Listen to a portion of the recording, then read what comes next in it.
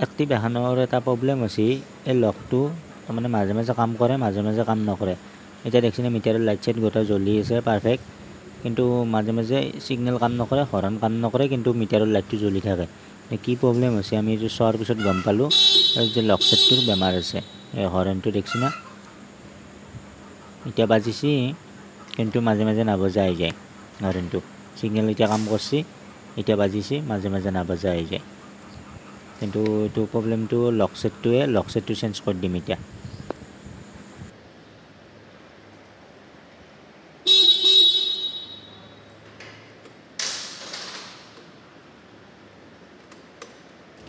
এইটো নতুন লক সেট এইটো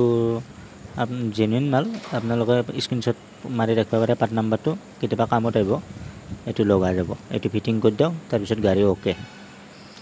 এলা দেখিছেনে কিমান মাখৰাজাল বান্ধি গৈছে গাড়ী এলা সাৰ্ভিসিংৰ টাইমত বৰাই খোলাই নাছিল কাস্টমাৰে